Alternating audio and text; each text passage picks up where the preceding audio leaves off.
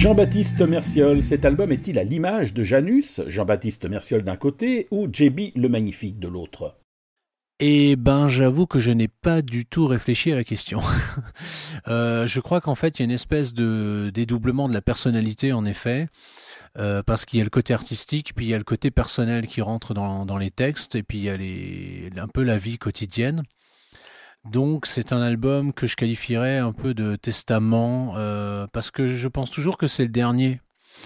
Mais peut-être que celui-là, c'est le dernier avant un bon bout de temps. Donc, il fallait faire le point. Mais tout l'album aussi est basé un petit peu sur le côté, sur la psychologie. Donc voilà. Dans la préface du livret, vous évoquez les chemins étroits de votre enfance. Pouvez-vous nous Ouais, alors expliquer? ça c'est complètement psychotique, hein. Donc, si vous voulez, quand j'étais gamin, j'imaginais un monde qui n'existait pas. Je sais pas parce que j'étais sûrement pas bien dans celui qui existait. Donc je m'inventais des choses. Donc je regardais par exemple j'allais dans ces petits chemins qu'on appelle en Alsace des Kassel. Et je rentrais dedans et il y avait toujours plein de poussière, des fois des trucs que des gens avaient jetés, hélas, mais la plupart du temps il y avait beaucoup de mousse. Parce qu'il pleuvait, donc après ça crée de la mousse dans ces endroits que personne n'allait nettoyer. Ou c'est des petits passages entre les maisons. Donc moi j'aimais bien aller dans ces endroits un petit peu étroits, et puis j'imaginais des mondes. Je sais pas pourquoi. Donc j'imaginais des choses qui n'existaient pas et je me faisais une vie intérieure. Et c'est là que j'ai commencé à composer des mélodies. Et puis voilà, je sais pas. C'est un peu dans ma tête que tout ça, ça se passe, donc je peux pas vraiment l'expliquer. Mais bon, voilà, c'est un peu comme ça que ça se passait, quoi. Donc je vivais un peu perché dans des endroits où personne ne mettait les pieds à part moi. JB le Magnifique est-il un constat sur votre vie ou une nouvelle naissance vers une vie de fou? Ah mais c'est carrément les deux, hein. C'est un constat un peu de la vie, c'est se mettre à poil. Et après, c'est je quitte ma nouvelle naissance pour vivre ma vie de fou, hein. Je pense vraiment que si on veut vraiment se préserver, il faut aller vivre comme on l'entend et différemment et en marge. Et je crois que de ce côté-là, Léo Ferré a donné l'exemple, hein. C'est construire sa carapace et son monde, hein.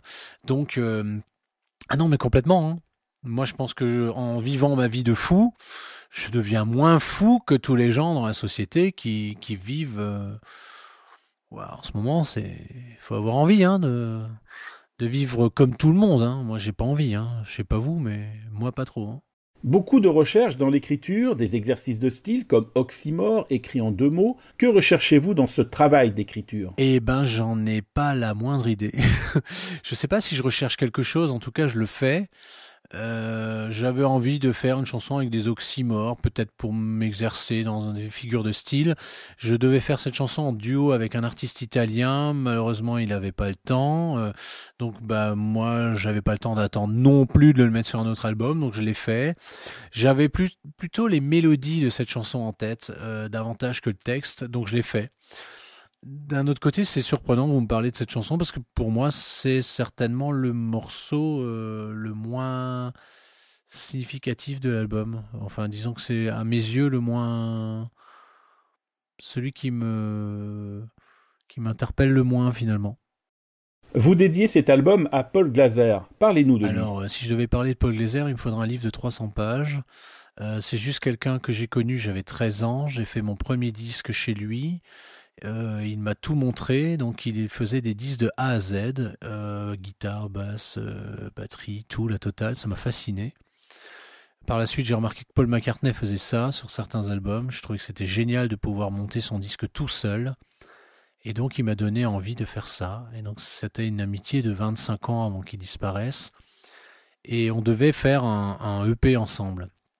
Donc malheureusement, il est décédé, et j'ai décidé alors de mettre les chansons de cette EP avec d'autres chansons que je voulais aussi faire sur un autre EP, mais seul. Et ça a donné naissance donc à cet album. Il y a donc une partie de chansons faites avec Paul Glaser, à qui je rends hommage, et des chansons que j'ai fait tout seul. Et Paul Glaser, ça a été pour moi, ça a été un guide.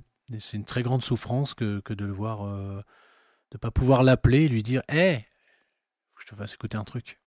Avez-vous aujourd'hui la même arrogance de l'enfance, quitte à être aimé ou détesté pour les mêmes raisons? Alors, je pense que de toute façon, faire un album et être artiste quelque part, c'est quand même avoir un peu d'arrogance, hein. Sinon, on le ferait pas. Je pense que j'ai une arrogance, mais qui n'est pas malsaine, c'est-à-dire je pense que je suis quelqu'un qui a des idées et qui veut juste pas qu'on les piétine. Donc j'ai tendance à mordre quand on cherche à, à me foutre dedans ou à nier ce que j'ai dit, mais de manière virulente. On peut avoir un avis tout à fait différent du mien, c'est pas un problème. Mais je peux, oui, en effet, avoir l'air d'être arrogant ou imposant quand on touche à ce qui m'est cher et à ceux qui me sont chers surtout.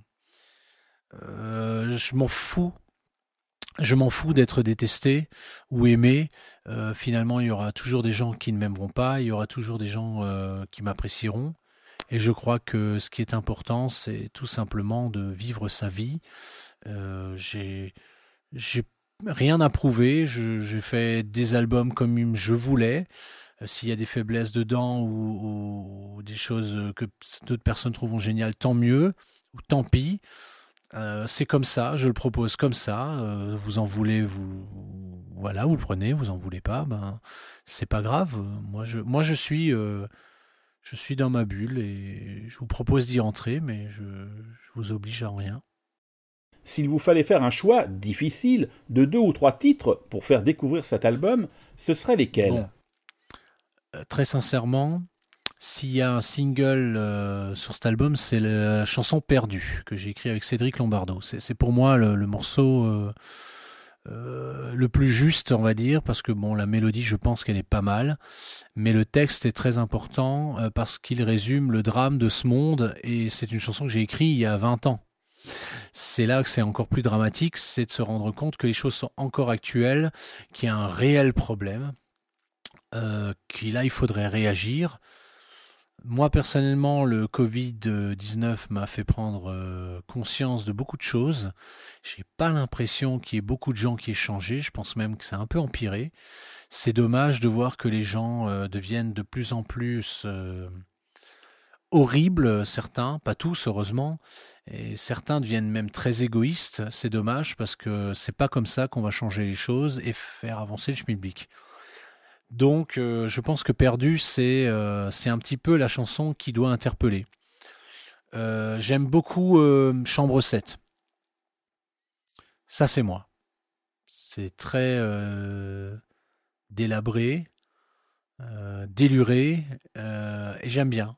Je pense que je me reconnais bien là-dedans. Un seul accord, des violons, des guitares, des sons bizarres, un homme qui devient fou.